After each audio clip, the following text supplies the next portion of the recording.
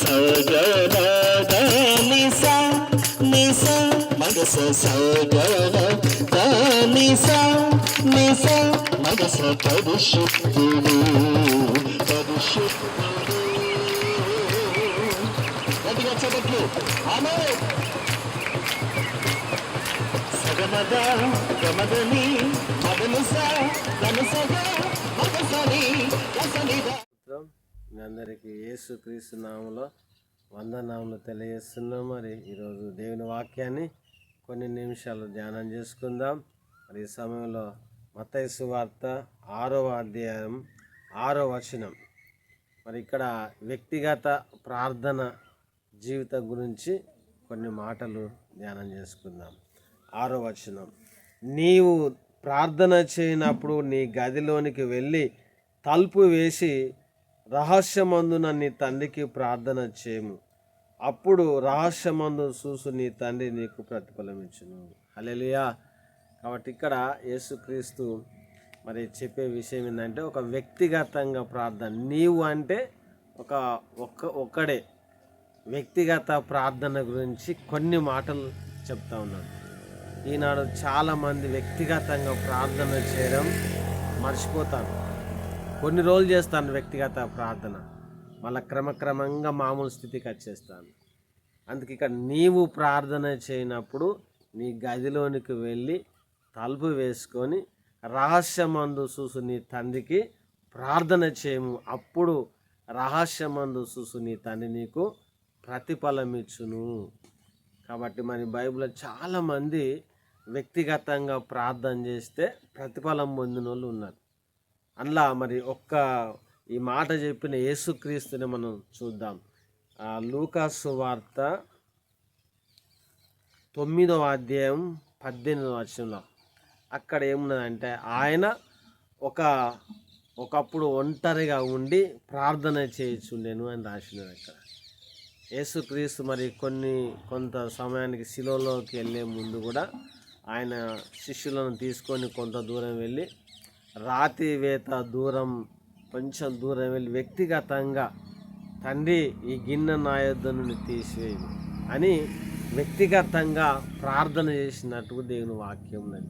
ఆ వచనాన్ని కూడా ఒక్క నిమిషము నేను తీస్తా. లూకాసు వార్త 22వ అధ్యాయము, లూకాసు వార్త 22వ అధ్యాయం 41వ వచనం. మీరు శోధనలో ప్రవేశించకున్నట్లు ప్రార్థన చేయడం చెప్పి వారి యొద్ద నుండి రాతివేత దూరం వెళ్ళి మోకాలుని తండ్రి ఈ గిన్నె నా యొద్ద నుండి తొలగించుటకు నీ చిత్తమైతే తొలగించుము, ఆయనను నా ఇష్టము కాదు నీ చిత్తమే సిద్ధించునుగా కానీ ప్రార్థించను. హల్లెలూయా. కాబట్టి ఇక్కడ కూడా ఆయన వ్యక్తిగతంగా మరి ముందట శ్రమ ఉన్నది, శిలువకు వెళ్ళే సమయం ఉన్నది. ఆ టైంలో కూడా తండ్రితో వ్యక్తిగతంగా ప్రార్థన చేయడానికి ఆయన ఒంటరిగా వెళ్ళినట్టున్నది. కాబట్టి యేసుక్రీస్తు మనకు మాదిరిగా చూపెడతాను. కాబట్టి నేను కూడా వ్యక్తిగతంగా కొంత సమయం దేవునితో గడపాలన్నదే దేవుని యొక్క ఉద్దేశమైన చిత్తం. కనుక ప్రియమైన సహోదరుడు సహోదరి, మరొకసారి ఈ వ్యక్తిగత ప్రార్థన గురించి నీకు తెలుసు, నువ్వు విన్నావు కావచ్చు, కానీ మళ్ళొక్కసారి ప్రభు మనకు జ్ఞాపకం చేస్తాను. కనుక యేసుక్రీస్తే నీకు నాకు మాదిరి ఉన్న వ్యక్తే ఆయన వ్యక్తిగత ప్రార్థన తండ్రితోని సహవాసం చేస్తాను. కాబట్టి ఆ వ్యక్తిగత ప్రార్థన చేయడం ద్వారానే ఆయన శిలువను జయించిండు, శ్రమలు జయించిండు, అన్నిటిని ఓడించి మరి ఈ రీతిగా మనకు ఒక మాటనిస్తూ ఉన్నాడు. ఇంకొక వ్యక్తి గురించి కూడా మనం ఆలోచన చేస్తే మనకు తెలుసు, దానియేలు కూడా ఆయనకు 120 మంది ఆయన మీద మరి కక్షపూర్తంగా ఒక లెటర్ రాసి మరి రాజు దగ్గరికి పోయి 30 రోజుల వరకు నీకు తప్ప ఎవరిని మరి ఆరాధించద్దు, అక్కడ ఉండాలని చెప్పి ఒక శోధన దానియేలుకి వచ్చినట్టు మనం చూస్తాం. 6వ అధ్యాయంలో 10వ వచనంలో ఉంటాయి. అక్కడ ఇటువంటి విషయం ఎవరైతే రాజు దగ్గర 30 దినాలు గడపలేదో ఆ వ్యక్తిని తీసుకుపోయి మరి సింహం గుహలో వేస్తారని ఒక శాసనం రాయించి సంతకాలు పెట్టేసి, ఇది తెలిసి కూడా ఈ దానియేలు మరి యథాప్రకారంగా మరి ఇంటికి వెళ్ళి ఆ కిటికీలు ఎరుసలేము వైపు పెట్టి మరి తన దేవునికి ప్రార్థన చేసు దేవుణ్ణి బతిమలాడుకుంటూ వచ్చనని దేవుని వాక్యం ఉన్నది. అక్కడ మనం చూస్తే ఆయన కూడా ఒక్కడే వ్యక్తిగతంగా ప్రార్థన చేసినట్టు కనబడుతుంది. ఆ వ్యక్తిగతంగా తండ్రితోని ప్రార్థన చేసినప్పుడే ఆ వ్యక్తిగత ప్రార్థనలో ఆయన బలం పొందుకున్నాడు. ఆ టైంలో వాళ్ళు వచ్చేసిండ్రు, తీసుకొని వెళ్ళి సింహం బోన్లు వేసినప్పుడు కూడా ఆ సింహంలో అతన్ని ఏ హాని చేయకుండా ఉన్నట్టు దేవుని వాక్యం సెలవిస్తాను. ఆ దేవుని దృష్టిలో ఆయన యథార్థంగా ఉన్నందుకు, దేవుని అందు భయభక్తులు కలిగి ఉన్నందుకు కాబట్టి ఆయనను దేవదూతను పంపించి ఆయనకి ఏ హాని జరగకుండా సింహంలో నోళ్ళు మూయించినట్టు ఉంటుంది. కాబట్టి దీని అంతటి కారణం ఏంటంటే ఆయన వ్యక్తిగతంగా దానియేలు కూడా దేవుని సన్నిధిలో ప్రార్థించినట్లు ఉన్నాయి.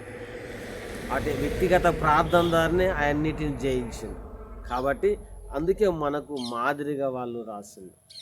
కనుక ప్రియమైన సహోదర సహోదరి, మరి వ్యక్తిగతంగా దేవునితో కొంత సమయాన్ని ప్రార్థన చేయడానికి మనం అలవాటు చేసుకోవాలి.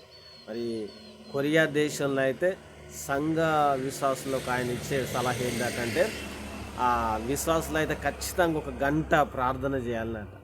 సేవకులు అయితే 3 గంటలు ప్రార్థన చేయాలన్నట వ్యక్తిగతంగా. అయ్యో మాకు పనులు ఉన్నాయి అన్న ఏం చెప్పినా మాకు ఏం సాకులు చెప్పదు, కానీ సేవకులు అయితే 3 గంటలు ప్రార్థన చేయాలన్నట. మరి విశ్వాస అయితే ఖచ్చితంగా 1 గంట ప్రార్థన చేయాలని వాళ్ళ సంఘానికి సలహాలు ఇస్తారు. ఎందుకంటే వ్యక్తిగత ప్రార్థన జీవితంలో ఓడిపోయినవా మన క్రైస్తవ జీవితంలో విజయవంతం అనేది ఉండదు. కాబట్టి మరి ఈరోజు మరొక్కసారి పరిశుద్ధాత్మ దేవుడు ఈ వ్యక్తిగత ప్రార్థన జీవితం గురించి కొన్ని మాటలు మనకు గుర్తు చేసిండు. ఈ మాటలను మనం హృదయం ఉంచుకొని ఈ రోజు నుంచి వరకు చేస్తున్నా కావచ్చు మంచిదే, ఇంకా కూడా వ్యక్తిగతంగా మరి దేవునితో ఒంటరిగా గడపటానికి మనం ప్రార్థన చేద్దాం, తీర్మానం చేసుకొని ముందుకెళ్దాం. నీ ద్వారా ఇంకా అనేకమైన అద్భుతాలు చేస్తాడు. కానీ వ్యక్తిగతంగా దేవునితోనే ప్రార్థనలో గడపలేవు. నీ ద్వారా ఎలా గడపకుండా ఎలా చేయగలుగుతావు? కాబట్టి ఈరోజే తీర్మానం చేసుకుందాం. పరిశుద్ధాత్మ దేవుడు ఇటు తీర్మానాన్ని ఆయన దీవించునుగాక. హల్లెలూయా. ప్రేమగల పరలోకపు తండ్రి, నీకు వందనాలు, స్తోత్రాలు చెల్లిస్తూ మరి ఈ యొక్క మాటలను ప్రభువా నాయన మాకు అనుగ్రహించినందుకు వందనాలు. ఇదిగో ప్రభు వ్యక్తిగత ప్రార్థన విషయంలో మరొక్కసారి పరిశుద్ధాత్మ దేవా నాతో మాతో మాట్లాడినందుకే నీకు వందనాలు చెల్లిస్తూ అయా మరి ఈ లోకంలో శరీరధారిగా నువ్వు ఈ లోకంలో ఉన్నప్పుడు వ్యక్తిగతంగా తండ్రితో కొంత సమయాన్ని గడిపినట్లు ఈ వాక్యంలో సెలవిచ్చినది. అదేవిధంగా మరి దానియేలు కూడా ప్రభువా వ్యక్తిగతంగా తనకు శోధన సమస్య ఉన్నప్పటికీ కూడా వ్యక్తిగత ప్రార్థనకు ప్రాముఖ్యత ఇచ్చి అయా ప్రార్థించినప్పుడు ఆయన తప్పించబడ్డట్టు నీ వాక్యం సెలవిస్తున్నది. కనుక ఈనాడు ప్రభువా చాలామంది తండ్రి వ్యక్తిగత ప్రార్థన చేయలేకపోతున్నారు. కనుక ఈ యొక్క మాటలు విన్న ప్రతి బిడ్డను కూడా తిరిగి మళ్ళా నీతో వ్యక్తిగత ప్రార్థన చేసేటకు, వ్యక్తిగత సహవాసం చేసేటకు నీ కృప సహాయం చేయమని ఆయన నీ పరిశుద్ధాత్మతో శక్తితో నింపి బలంగా నీ బిడ్డలను వాడుకొనమని, వ్యక్తిగత ప్రార్థన జీవితంలో ఇంకా దినదినం క్రీస్తు సారూప్యంలోనికి ఎదగడానికి నీ కృప మాకు సహాయం చేయమని యేసు నామములో ప్రార్థించి స్తుతించి వేడుకుంటున్నాము తండ్రి.